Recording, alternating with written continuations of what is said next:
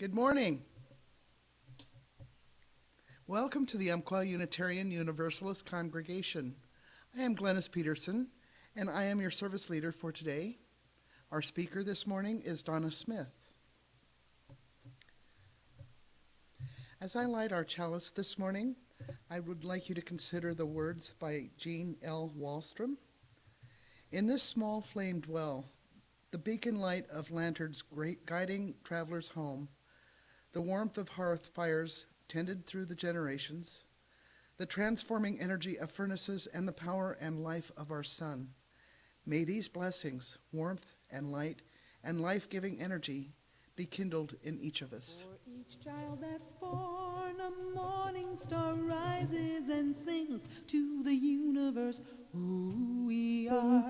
For each child that's born, a morning star rises and sings to the universe who we are. For each child that's born, a morning star rises and sings to the universe who we are. We are our grandmother's prayers. We are our grandfather's dreamings. We are the breath of the ancestors. We are the Spirit of God. We are mothers of courage, fathers of time, daughters of dust, sons of great visions. We're sisters of mercy, brothers of love, lovers of light, and builders of nations. We're seekers of truth and keepers of faith, makers of peace, wisdom of ages. We are our grandmother's prayers. Our opening words this morning are by Donna Smith. We have accepted a concept of what it means to be human that has not changed for a very long time. It is mostly based upon Darwin's theory of evolution and has been taught in our schools without question. This theory has been found to be relevant for many species, but now it has been found through recent scientific discoveries that humans do not fit into this neat theory of evolution. Amazing findings are painting a new picture of what it means to be human. Technological inventions are threatening to interfere with the very unique and special nature of our humanness. It is important for us to know who we are so we can preserve what it means to be human. I would now like to introduce our speaker today, Donna Smith. As a Unity Worldwide Ministry spiritual leader, her ministerial training was focused on pastoral care. Her heart is most joyful when she can help others find peace and joy in their lives. She is also a Unity chaplain, a TAZE prayer leader and trainer, and Reiki master and practitioner, a nonviolent communication teacher, a student and teacher of A Course in Miracles, and a student and teacher of the New Way of Mastery. She offers compassionate services and teaches A Course in Miracles at UUC and is active in their Cares and Concerns ministry. Before pursuing ministry, she was a certified public accountant, operating her own business for many years. Since retiring, she does the accounting for Abyssella Winery in Roseburg on a part-time basis. Good morning, everyone.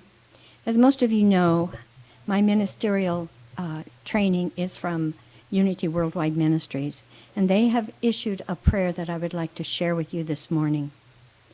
A prayer for the wounded heart of humanity. We call upon God's love in this important moment, knowing that divine love is the greatest power in the universe.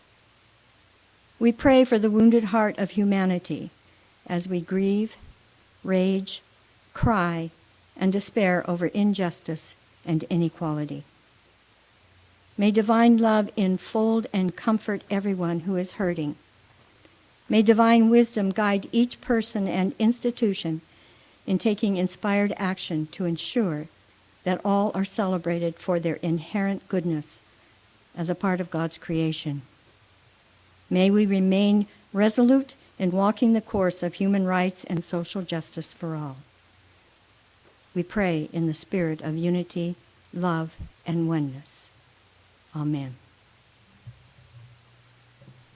Good morning again, everyone. I sure wish I could see your beautiful faces in front of me, but soon, I hope. I would like to start by answering a couple of questions that were asked of me. First question was, did I tell Lauren Schroeder to imagine everyone naked when she was giving her talk last time to help her relax? Well, the answer to that is, yes, I did. The second question was, do I do that? The answer to that question is, no comment. And as Forrest Gump would say, that's all I'm going to say about that. Last month was Mother's Day month, and I shared some humor for the women. And this month is Father's Day's month, so as I promised, I am going to now share some humor for the men. A man walking along a California beach was deep in prayer.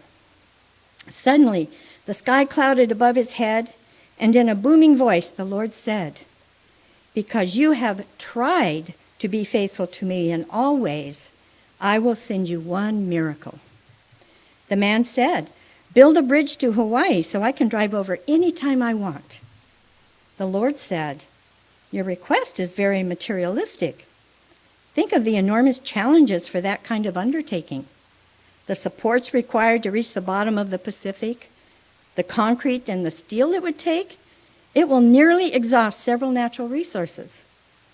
I can do it, but it is hard for me to justify your desire for worldly things.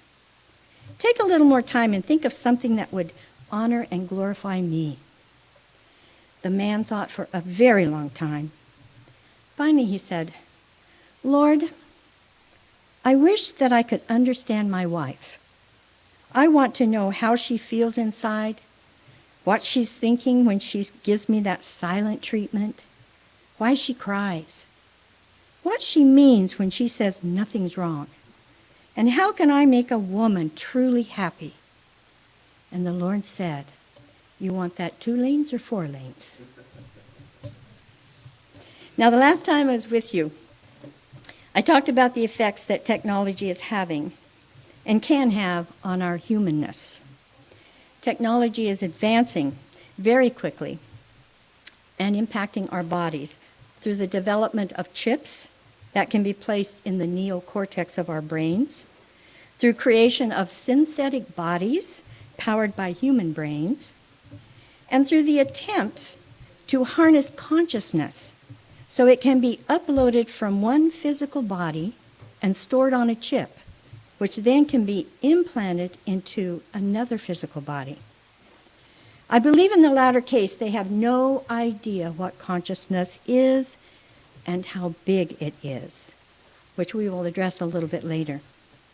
The neocortex is 75% of the brain and is the organ of intelligence. How it works is still a mystery for science. Lynn McTaggart says that because we are not looking at the field beyond our bodies, that we cannot see it or understand it. But this is changing. I also shared that we are continually moving into the direction of dependence on the technology outside of us, without knowing that we have all that technology already within us, which is called soft technology. Our soft technology has the ability to do what all the technology outside of us is attempting to do. The line between humanity and technology is being blurred. And so today I want to talk with you about what it means to be human, because all of us are going to have to make a choice. Do we want to rely on technology and risk losing the activity of the powerful systems within our bodies that already can do everything technology can do? Or do we want to love, nurture, nourish, and develop to the utmost the soft technology within us and use our humanness to create our lives? So let's take a glance at just a few of the many biological systems in our bodies that we have known about for a long time and you probably learned about in school, but they are amazing. We have 50 plus trillion cells in our bodies, which does not include the millions of microbes living on our skin. You might not want to look that up because those little guys, well, they wouldn't win a beauty contest, let me tell you. Our skin is the second largest organ in the body. In 1 square inch of skin, which has 3 primary layers, you find 650 sweat glands, 20 blood vessels, 60,000 melanocytes, and over 1,000 nerve endings in 1 square inch. That is amazing. The small intestine is the largest organ. It is 20 feet long and 1 inch in diameter. And the large intestine is 5 feet long. That's as tall as I am. We have 206 bones in our skeletal system, which protects our soft organs and gives us structure. However, there's one thing that always has eluded scientists and doctors. The heart is the first organ to develop in the womb and starts beating on its own. They can tell you how it starts beating, but nobody can tell you why it starts beating. So we are continuing to learn about this amazing body, and we do have a lot more to discover. Adironda is a group of light beings who channeled through Marilyn Harper. And they say that the DNA actually has 24 strands, not just the 2. So that definitely gives us something to think about. Recently, there have been several discoveries that are changing the way we look at our origin as a species and are revealing a new human story. I want to share 3 of them with you this morning. I would love to share a lot more, but we don't have time. Number 1, it has been assumed that we are the product of evolution, according to the work of Darwin, which was never tested or proven, but was just accepted, and which we have been taught in our schools for a very long time. Evolution is a fact for plants and animals, insects, fish, the seashells in the ocean. And there is a lot of fossil evidence supporting this. However, it is not a fact for humans. There has never been any solid evidence found for evolution of the human species. Discovery number 2. We can now extract DNA from the fossilized remains of ancient life forms, Cro-Magnon, Neanderthal, Australopithecus, little Lucy, remember? And we can compare that DNA and their genome with ours today. We now know through science that we did not descend from any of them. We as humans, in present form, existed with the Neanderthals, and there was interbreeding with them. And that is why Neanderthal DNA is found in some modern humans. However, if we shared the earth with them and we interbred with them, we could not have descended from them. And number 3, anatomically modern humans, that's us, appeared on Earth 200,000 years ago, and we haven't changed since then. Greg Braden says, that is a problem for evolutionary biology when it comes to humans. We showed up fully intact with everything that we have today, the same body proportions, the same brain, 50% larger than our nearest primates, the same heart, the same extended neural network. Scientists agree on this. The controversy now is, how did we arrive? How do we come to be as we are today? And where do we come from? There is one discovery of the many discoveries being made that in itself is substantial evidence for us appearing 200,000 years ago intact. In what is called human chromosome 2, there are over 1,200 genes. One of those genes, TVR1, is responsible for 80% of our neocortex. That means it is responsible for the uniquely human capacities such as empathy, sympathy, emotion, compassion, and the ability to self-regulate our biology on demand in a way that no other life form that we know of can do. It is also responsible for the mirror neurons that I talked about last time. We were together. The neurons that respond the same way whether you are having an experience or you are watching that same experience happen to others. Also in the neocortex is the rosehip neuron, which regulates the flow of information to facilitate consciousness in different states of consciousness. These are all in the neocortex and are very important to what we are when we call ourselves human.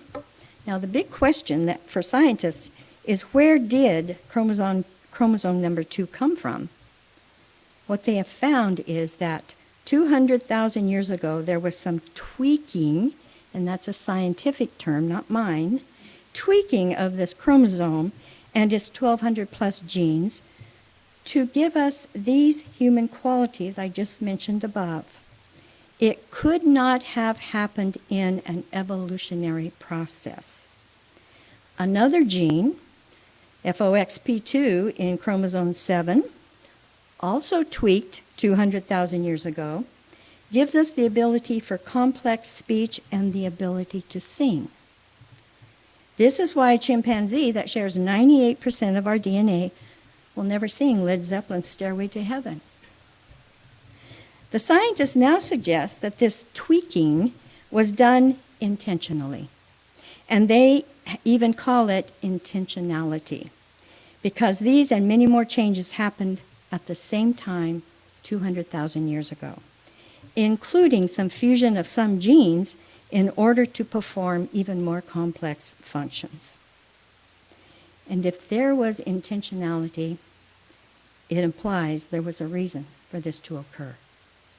So now the big question: who or what intended and intervened and made these changes? All of this has led to the new science of epigenetics. Epigenetics means above the genes, above the genes, which is showing us that we are the programmers of our genes through the environment that we create for genes in our bodies. As Lynn McTaggart says, we're not built from inside out, from our genes outward. We're built from outside in. We're built because of our bond with our environment.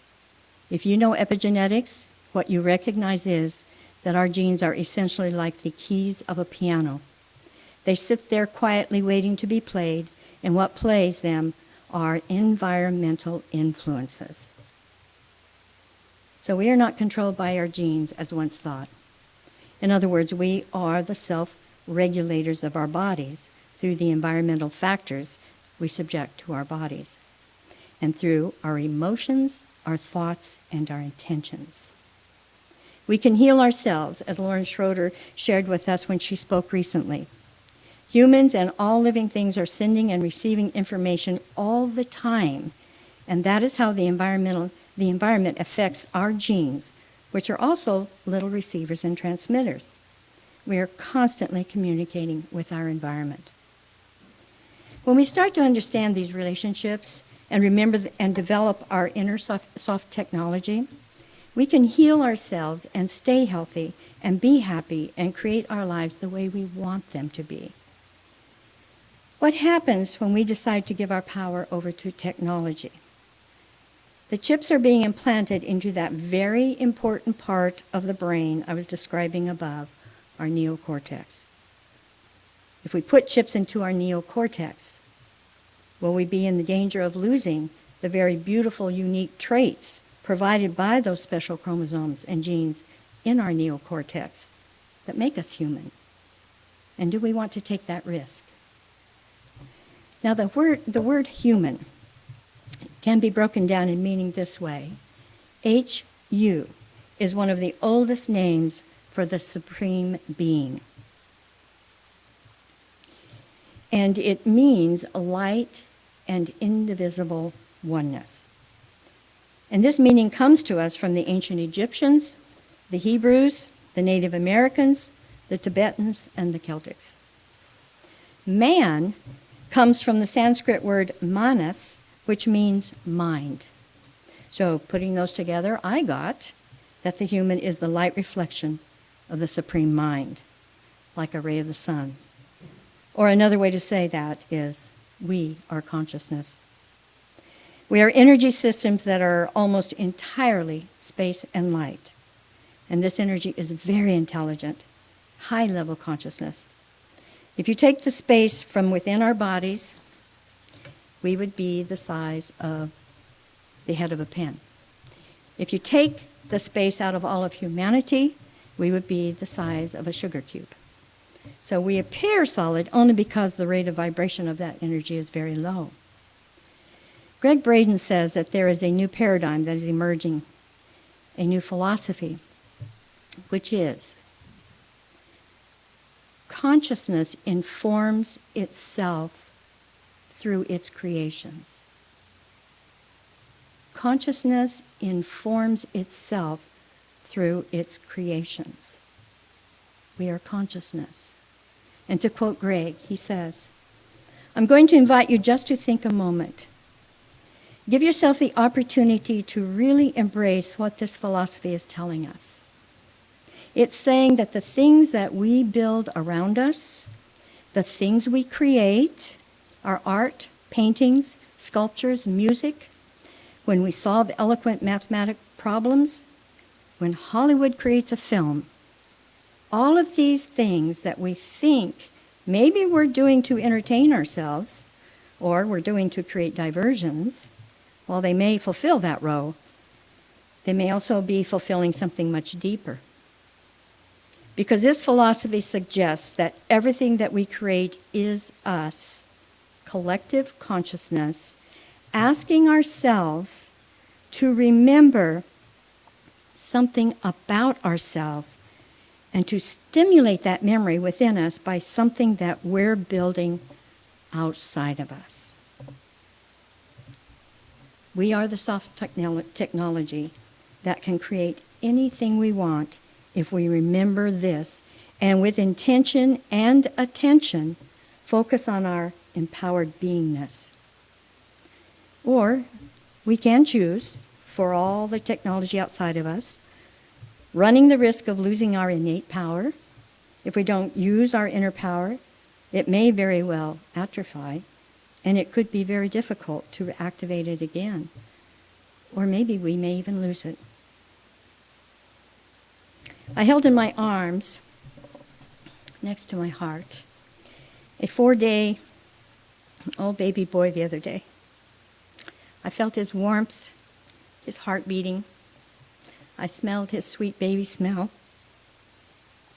And I could have just stayed there forever. It was so beautiful. Now, yes, his parents will have some sleepless nights, many feedings, changing, teaching lessons, caring for his emotional and intellectual growth, ups and downs, frustrations and joys, for at least 18 years, and probably longer. I'm not of childbearing age anymore, but if I were, I would choose all of that over a robotic child. One that I programmed to do exactly what I wanted it to do, play with it for as long as I want to, and then put it on a shelf when I was done. I suspect that a robotic child could be created so that it felt soft, like skin. And perhaps, maybe there was a reservoir you could put water in and even program it to cry. Just push a button. You can program it to say whatever you want it to say. So this is a very good example of trying to control everything, isn't it? Our egos do not like uncertainty. But if everything around us was controlled and certain, no surprises, no changes, what would be exciting or fun anymore about it? Don't you think that would get really old? And how would we grow and expand into greater experiences if we kept everything the same? I would choose uncertainty every time. I would choose a relationship, the ups and the downs, the learning together, before I would choose a robot that I could make do exactly what I wanted it to do. Because to me, that is not creation at all. What sets our soft technology apart from the outer technology, that artificial intelligence? Feeling and love, our intuition, our internal guidance, and these special chromosomes and genes that were intentionally created in us so long ago that gave us these abilities.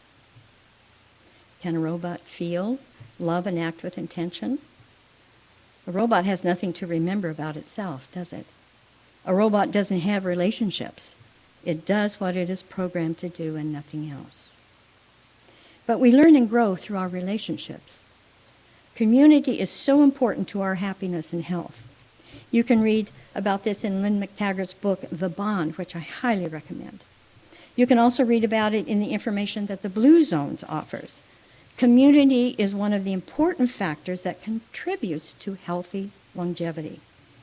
If we lose those very special relationship experiences, then we are just robots, and we have lost what makes us human. We have been in lockdown now for some time, and I think we're all feeling that impact of not being able to be with friends and even family. It is painful and can lead to depression and other expressions because we need each other. As humans, we are not programmed to be a specific way or to do things a certain way. We have this amazing gift of freedom and creativity. So when we are creating to remember who we are, which is where we are right now in our human journey, through our outer creations, as I was explaining before, that is the first step. For when we finally remember who we are, we will go so far beyond in our creations that our minds right now can't even begin to imagine what that would be like. So, because, there are infinite possibilities and infinite resources to create from an informed consciousness. So before we go into meditation, I give you some questions to think about. If it is true that consciousness informs itself through its creations, I invite you to look into the world and apply that to our creations in the world. Go look at the newspapers, look at the movies that are being made, look at the artwork in the local gallery. What are the themes that you're seeing? How would you interpret the creations that we have made? What would you interpret them as asking ourselves to remember? What do you see that we're asking ourselves to awaken within ourselves and to remember? I think you'd be surprised at the answers that come up to you when you begin to look at the world in this way, as our creations trying to help us remember who we are. So I'd like to invite you now to join me in some meditation. And this is a meditation for releasing fear. So I invite you to relax your body wherever you are, sitting in your chair. Just relax. And place your hand over your heart. And breathe a few deep cleansing breaths, very deeply.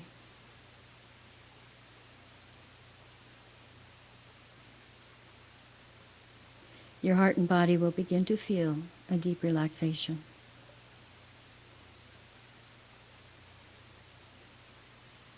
Now bring into your mind a person or an experience that fills you with loving thoughts, appreciation, gratitude, and happiness.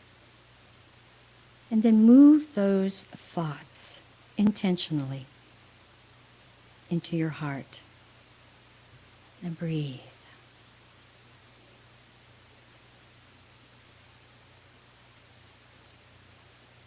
You are now in your deepest area of wisdom, and in a deep peace. This is where you can begin to release your fears. Your fears are imagined and not real, for only love is real. So as you are deep in your heart and in your space of love and peace, think about something you may fear. Bring it into your mind with love, and it will not disturb your place of peace right now. See the fear as separate from you and something that needs your love. And continue to look upon your fear with love and wisdom. Continue to send it love from your heart space.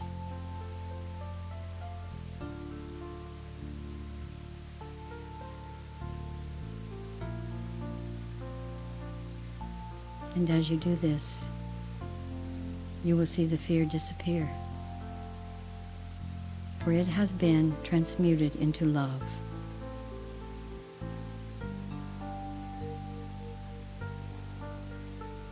So feel the increased feeling of freedom, relaxation, and joy filling your heart.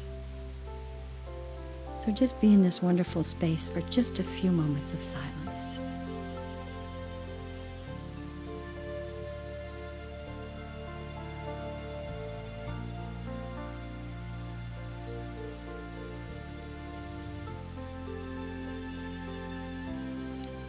As you bring your attention back into the room where you are, keep this feeling of freedom with you for the entire day. Every time you feel fear entering your mind, take a few moments to dissolve that fear through this process, which we call heart-brain coherence. It is so powerful, and your body, mind, and heart will be so thankful, and it will respond with greater wholeness. Thank you for being with us today.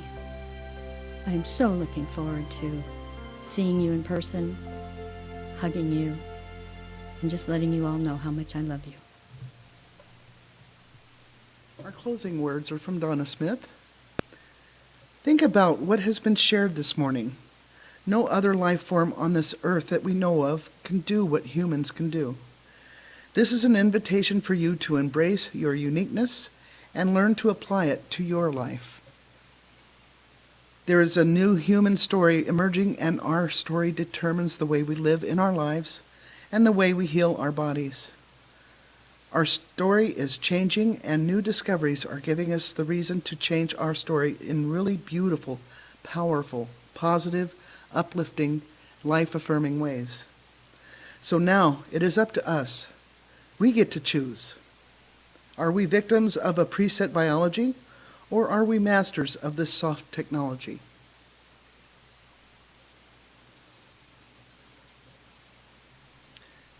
As I extinguish the chalice this morning, I'd like you to please consider the following words by Becky Laurent. As flame is to spirit, so spirit is to breath, and breath to song. Though we extinguish the flame in this sanctuary, may we tend in our hearts until we meet again.